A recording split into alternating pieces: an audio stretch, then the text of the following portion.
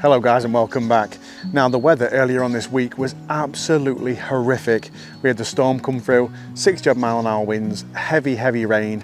All the little rivers and streams are completely flooded out, so I haven't got many options for fishing really. So what I've decided to do is come to the canal and just do a simple dead baiting session. I'm going to go through my rigs and my tactics, and hopefully we're going to get a few fish to the bank. Let's get cracked on.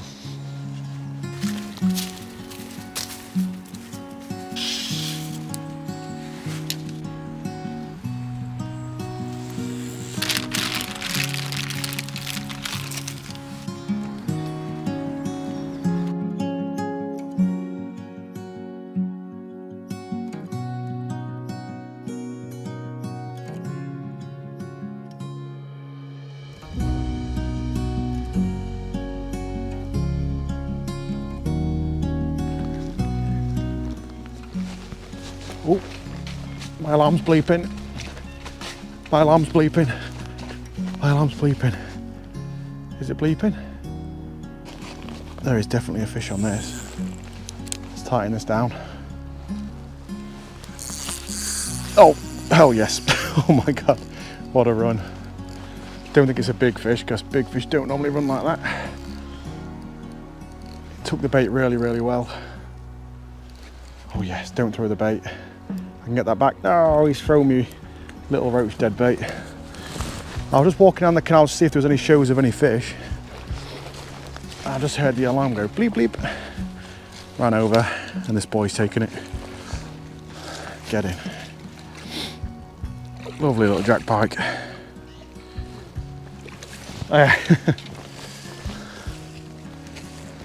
Oh.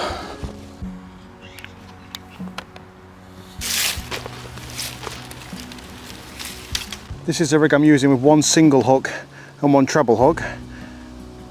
And just how the rig is supposed to work, we've got the single hook that's not even in the fish. It's actually caught in my net.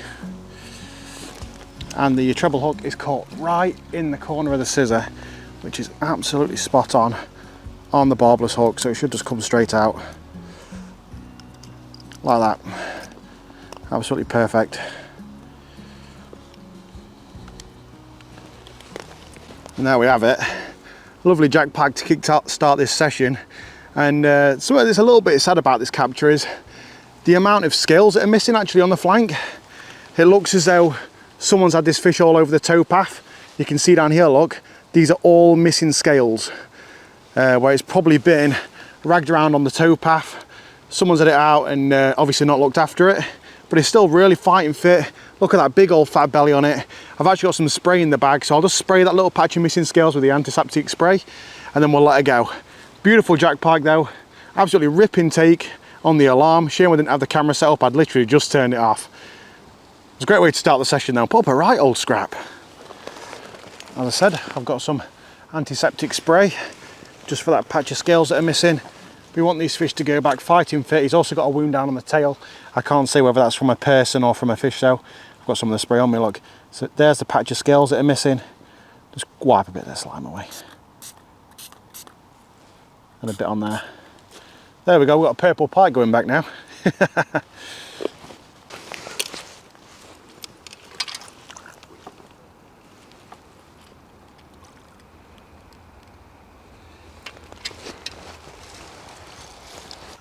Now I've caught the first fish of the session, I think I better show you the rig that I caught it on. Now this is a ledger rig, it's what I'm using on the alarm as you'll have just seen, and it's obviously a free running ledger. We've got a large run ring on what is an 1.5 ounce lead. Obviously I'm only casting no more than about 3-4 rod lengths out, and then obviously a very simple wire tray, so I'm using a supple wire here, and that is because of the style of rig that I'm using. Now, I like to call this the safety rig. I don't know why, I've always called it the safety rig. It's just a name I've given to it. But it's basically because I've got one single hook at the back there, which is just to anchor into the bait fish, and then there's one treble up the front, which is barbless. Now the reason I've called it the safety rig is because this hook is normally the one, if you strike early, which you should always do when you're dead baiting for pike, this hook is normally the one that's in the mouth, and this hook is actually the one that tends to be on the outside, which gets caught up in the meshing of your net. So if you use a single hook and embed that into your dead bait, then you should only really get that hook into the fish. And that way, this one ain't gonna get tangled up as badly in the net than like a treble hook would do. And it's just what I really like to use, especially when I'm popping up dead baits. That's what I'm doing today. Now, it doesn't look like I'm popping up looking at this rig, but the problem is the dead baits are still quite fresh, still quite frozen. So they naturally are very, very buoyant. Roach and rudd will naturally be buoyant when you've just defrosted them, and then they'll slowly lose the buoyancy. And I think they're pretty much defrosted now. So I think what I might do is add a balsa stick to this rig now before we recast it, and that way I can pop that into the bait and have a perfectly presented popped up bait off the bottom on that ledger rig again, and hopefully I'll get another take. But because we have just caught a fish on a popped up bait, my float has actually been positioned so the bait is on the bottom. What I might do is to shallow it up, just maybe a foot, so it's just off the bottom, and hopefully that's how they're going to like it. I had one fish within about 15 minutes of fishing anyway, so I can't really complain. Let's get this rod cast back out. Now, no more than 10 minutes after releasing that pike, we've had a boat go through, and it's really coloured it up, as you can tell. So I think actually suspending baits now will be more important, especially on the float. It can drift around and hopefully come into contact with some pike in this murky water. Obviously pike can hunt and thrive in murky water, but I just think it helps visually if you've got a bait that's drifting around mid-water. So I'm going to move the float stop just about a foot shorter, just to bring it up just off the bottom, and hopefully that'll induce a take. I'm also going to put a balsa stick on the ledger rig to make sure that's popped up probably a good 6 to 8 inches off the bottom, and fingers crossed we'll find some more pike in this murky water. I have still seen fish crashing, so they are still feeding. Hopefully we can get a few more to the bank.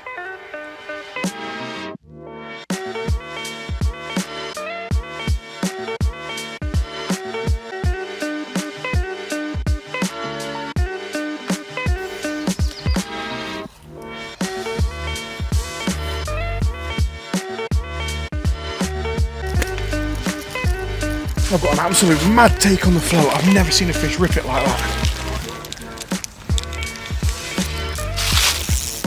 I can't believe that. Picked up the bait and then just swam full speed up the canal.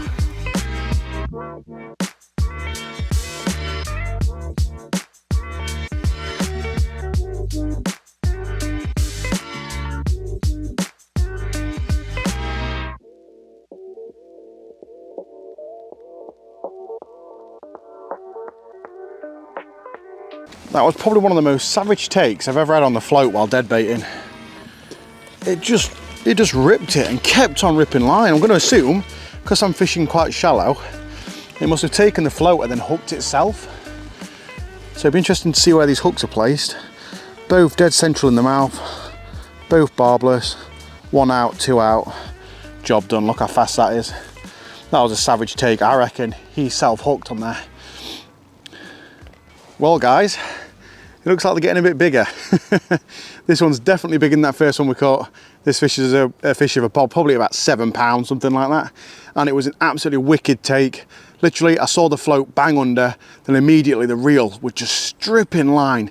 And it probably swam about 20 yards in a matter of a few seconds. That was absolutely mental. I'm guessing because I'm fishing shallow, he's taken the bait and maybe he's self-hooked himself as he's pulled the float under, and then he's absolutely bolted off like a rocket. That is an absolutely stunning fish there with a really nice fighting fit condition. And just as I landed this one, or just after I landed it, a fish actually jumped up in front of me chasing bait fish. So obviously landing this one has spurred him on, and maybe we can get another one. This one really is fighting fit, so I'm just waiting for it to realise she's in the water.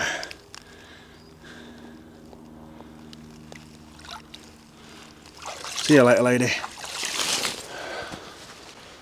Well, I've not really caught any monsters so far this session, and if I'm honest with you, I'm not really expecting to. I think when it comes to fishing, the sport is so varied. We all take our own things away from fishing, and we all have our own goals.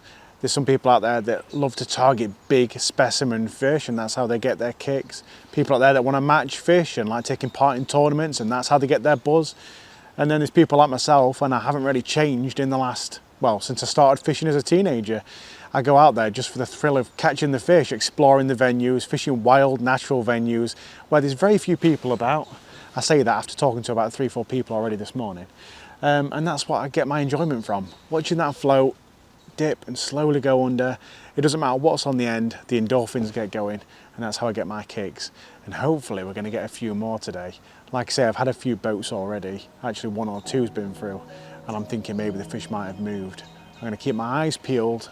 I'm going to carry on watching the nature, and fingers crossed nature will show us some signs.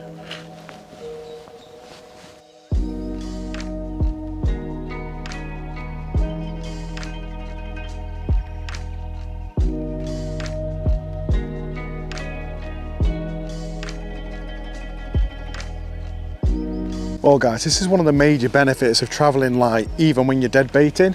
I've been fishing this swim now for probably about an hour and a half to 2 hours, because I've had some action and it's been steady, but I kind of had the feeling that maybe there'd be more fish down here. And then I saw a big old splash and bait fish scatter about 40-50 yards to the right of me. Thought it was a fluke. 10 minutes later, fish scattered all over the place, another big splash. Then just now, once again, 40-50 yards down the canal, bait scattering everywhere, big old splash on the top from a pike. So what I think's happened is, me catching those fish in this area has potentially spooked the bait fish down that way.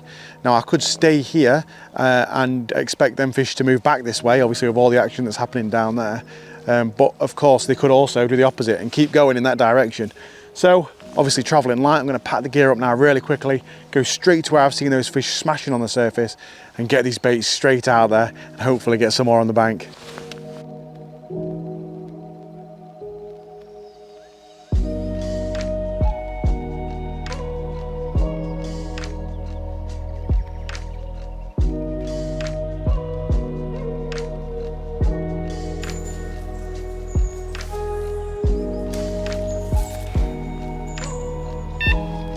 Now I know full well some of you guys are itching to tell me that I'm using my drop back indicator wrong, and you'd be correct in doing so, but I'm only really using this as a safety precaution.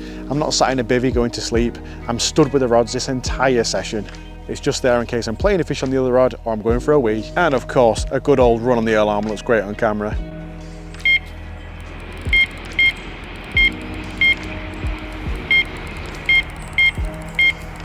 The alarm's going. I got a fish. I've got a fish. It's gotta be. Yep, definitely a fish. Has it dropped it? Nope, it's on. I've literally been moved swims for, it's only a small, very, very small jack pike. I've literally moved swims about 15 minutes ago, 10 minutes. That is awesome. Oh, very small jack pike. That's on the popped up dead bait. Might just handline him. Don't know how the hooks are. Yeah, on the outside. That's how the hooks are. Very small jack pike. He is really, really angry. And I've actually caught him on the single hook.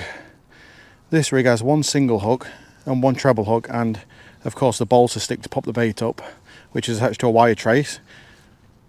Oh my God. Another pike just attacked right next to my float. Literally, I've just been landing this fish. We might get another take soon. Oh my God, I'm upstream. What the hell? I'm so glad I moved swim. Right, I'm not even going to show him to the camera. I'm going to get him straight back and I'm going to get cast out down there where that pike has jumped. Lovely little jack pike. See you later, bud. We might get another one soon. That was a bigger one. Definitely a bigger one that was upstream then. Upstream, it's a canal. You know what I mean? Up the canal. Let's get this ledger rod cast back out quick. Now, I've very untraditionally attached a balsa stick to the rig. Normally you'd have the balsa stick towards the back end of the bait to push in, but the reason why I do this is for this reason. It's the way that I rig my bait so that it sits upright in the water. So for starters, I'm just going to push the balsa stick in, and you'll see what I mean in a minute. I'm going to push the balsa stick into the bait. It takes a bit of force. Then that front hook can sit perfectly towards the front of the bait, like so. And then the back hook, which is that single I showed you earlier, acts as an anchor. And we'll stick that directly through the belly of the fish. That way, when this is popped up in the water, it will actually sit more horizontal like that, popped up, instead of it being straight up like that. It's just a much more natural presentation and gets a much better reaction off the pike. I've witnessed it underwater in the past. That gets a much more of a savage reaction than if you've got a bait sat unnaturally in the water.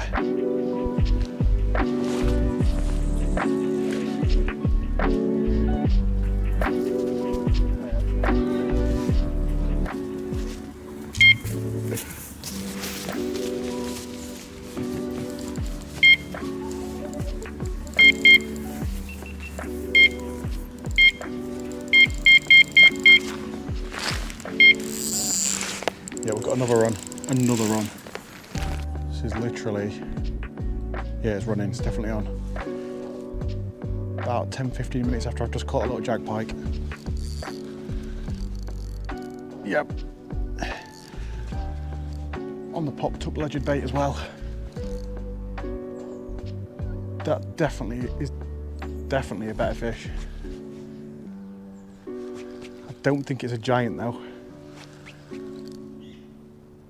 Yeah, it's very, very similar. Probably why these takes are so savage, because the small jack pike and the small jack pike do tend to take it really, really well. I can see the dead bait actually sticking out his mouth. Don't throw the bait, I can keep it. Don't throw the bait, I can keep it. That one's taking it really well. It is slightly better than the last one I caught.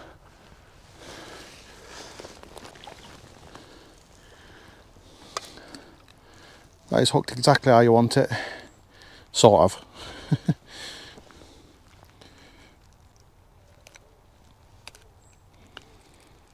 And we've got it. Absolutely perfect. Might stick him in the neck because he's a beautiful little jack pike. I wouldn't mind having a look at this one. Slightly bigger than that one we've just caught. And because I've just had 2 takes casting up the right hand side of the canal, I'm going to chuck this little dead bait over to where I've just had that ledger rod. Maybe I'll get a take while I'm showing this one off to the camera. That'd be good, wouldn't it?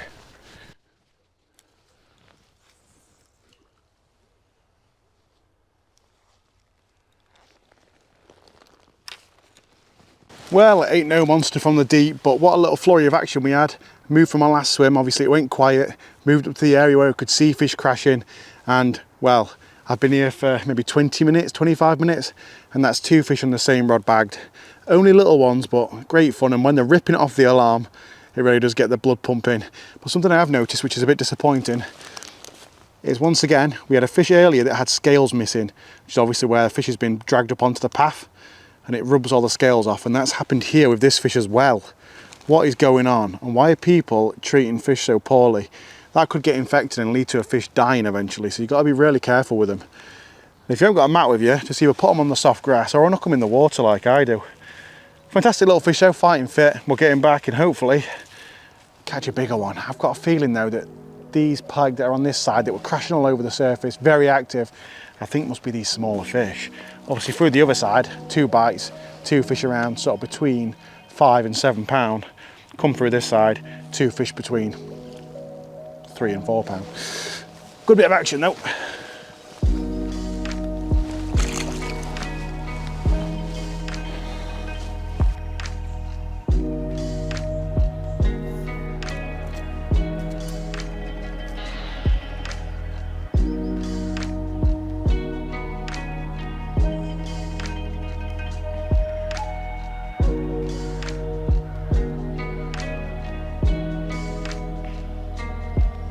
And the float's gone from right where I stuck it.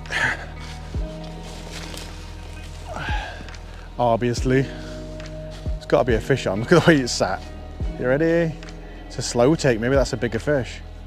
Why have I got so much slack line? No, it's about the same size. God damn it. Get my hopes up. Come on, you wee jack. You know what? They're getting slightly bigger in this area. I think this one's slightly bigger than the last one I just put back. No, my dead bait once again. Wood and roach naturally float a little bit, but when you put the hooks in them, they tend to sink. That's why I've been using the balsa sticks. I wonder if that take was captured on the bigger camera, because I actually put that just pointing into the water. Oh, you know what? I should have probably netted this one.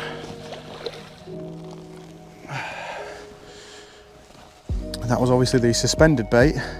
Took it really well. So well, in fact, one hook has come out the back of the gill and one hook's in the mouth.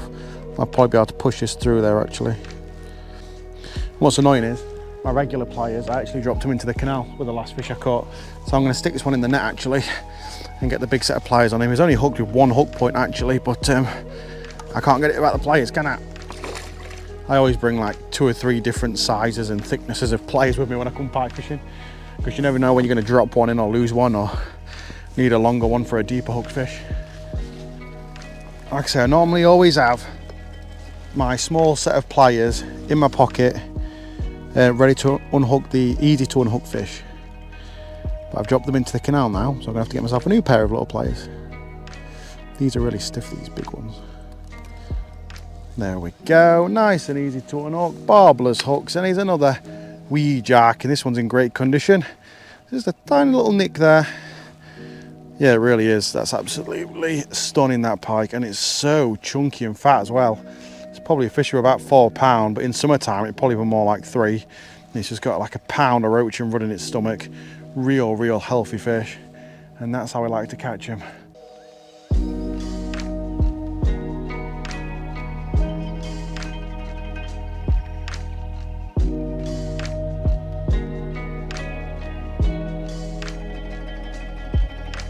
So you just drop the bait once, there we go, and it feels like a tiny fish.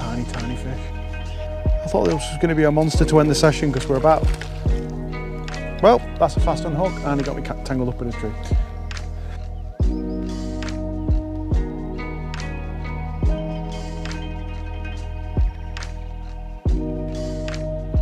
What a fantastic session we've had today.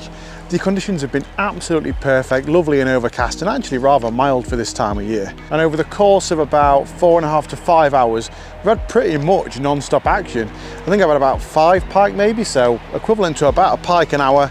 No monsters, but great fun. I would say one rod has worked better than the other, but they haven't. I think I've had the same amount on the float as what I've had on the ledger. The only thing that is the same is the baits on both rods have been propped up. The one on the float rod was suspended about 1 foot off the bottom, and the one on the ledger rod was also suspended about 8 inches off the bottom. And that seems to have been the trick today. I'm unsure if that was because the water was a bit murkier today, who knows. Either way, I've had a fantastic session today. I hope you guys have enjoyed it. If you have liked it, don't forget to leave a like. If you want to, don't forget to subscribe if you're not already subscribed yet. And I'll catch you guys later. I'll probably do some more pike fishing next.